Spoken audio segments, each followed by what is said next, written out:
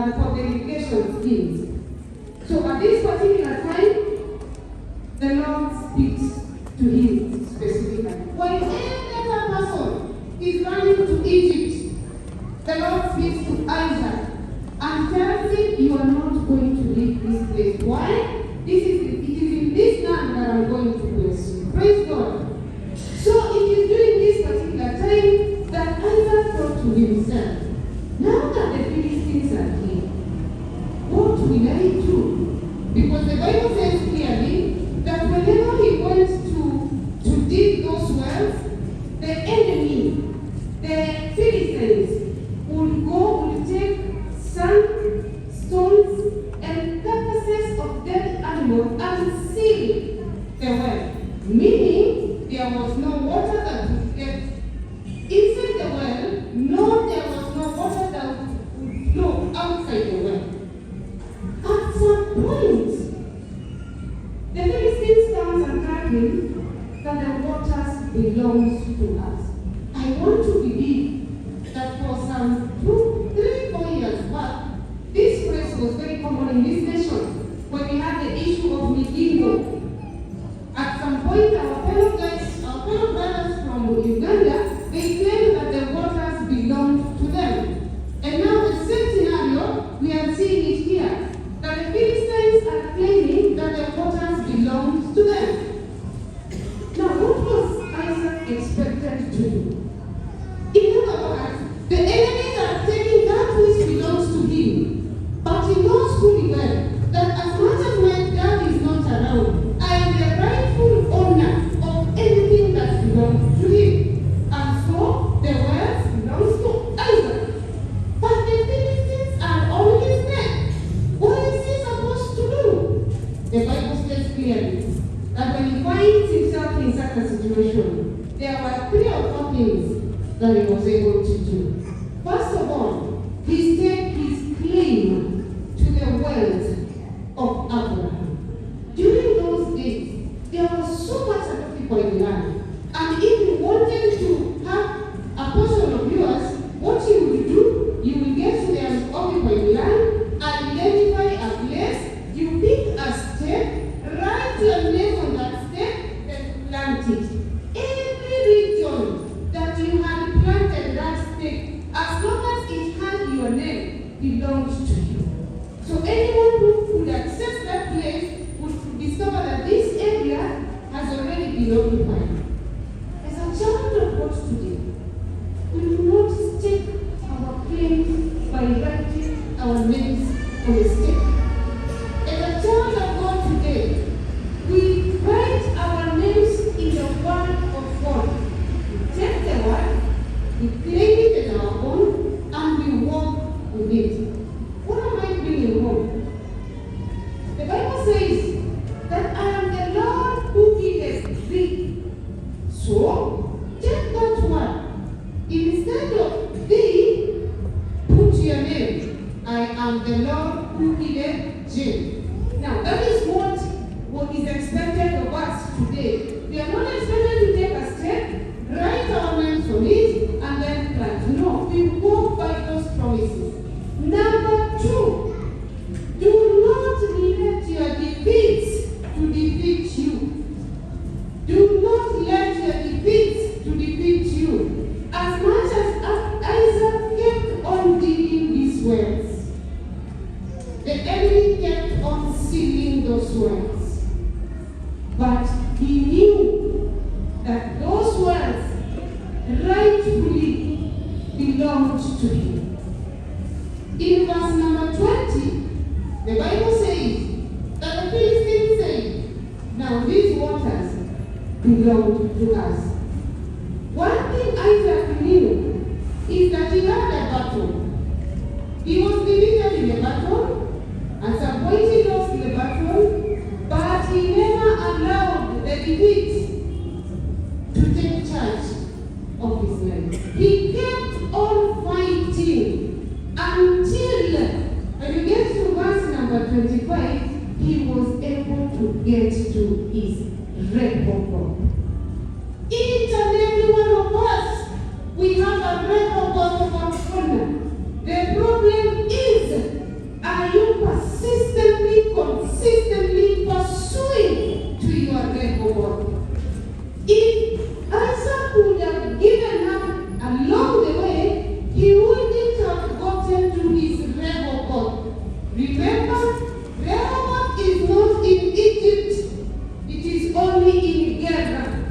So, those who moved to Egypt in search of food did not get to their Rehoboth. But for Isaac, God ensured that as much as the enemies are coming, as much as they are seeking those wells, keep on fighting. Remember, brethren, this morning, champions are not only those who know how to win battles, but are also those who know how to bounce back from their defeat. That when you are hit na ukaanguka, hautaendelea kulala hapo ukiangalia mbingu ukicount the skies. You will get up, you will dust yourself, and you will continue. Not that you will start again, you will continue. Many of us, we have run to Egypt. One thing we don't know is that when we get to Egypt, we are starting the battle all over again. Yet God has spoken to us clearly that it is in Gera that I will ensure that you get to your Rehoboth. Praise God. Praise God again. I want to believe that it is only through Gera experience that you can be able to get to your Rehoboth. It is not in Egypt. Many of us are running, thinking that it is in Egypt that we are safe. Yet, it is in the very dry land that God has planted us and is expecting us to harvest or to produce up to 100-fold. The third thing that Isaac did, he learned to pray in the battle.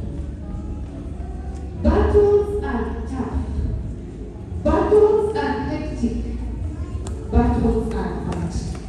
But even in all this is just a part of the deal to get you to your Rehoboth.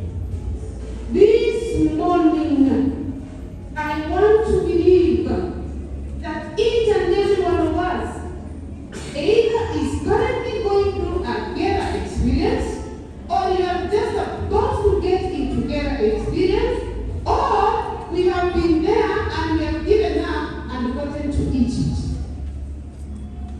For those who have gotten to Egypt, the battle starts afresh. That is not what God expects of us. One thing I learned when I was going through this portion of this, that behind every closed door, there is a door. Let me use that. Hiyo mlango ikifungwa na uko kule nje, definitely there is a room on this earth. For you to access this room, you need to push to access.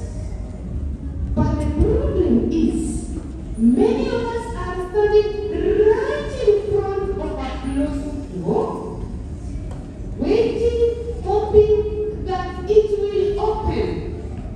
It needs a step. Then make a step, push, then it will open. Behind every locked door, there is a space. Behind every lost opportunity, there is a Rehoboth. Have you been able to get to your Rehoboth? Praise God. Have you been able to get to your Rehoboth? Another thing that Isaac did, he removed the obstacles that would hinder him to get to his Rehoboth.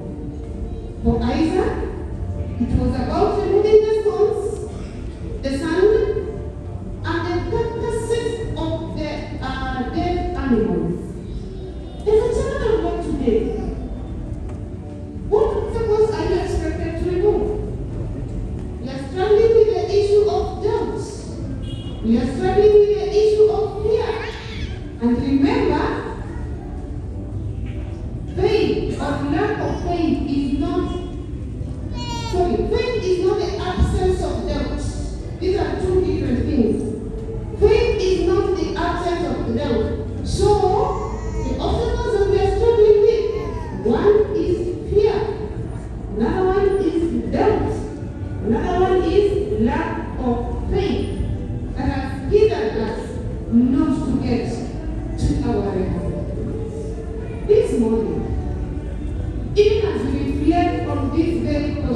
spirit. What is it that you can point out in your life that this one is the one which has hindered me to get into my level? Remember, when Isaac got his level, he knew it, and the battle stopped.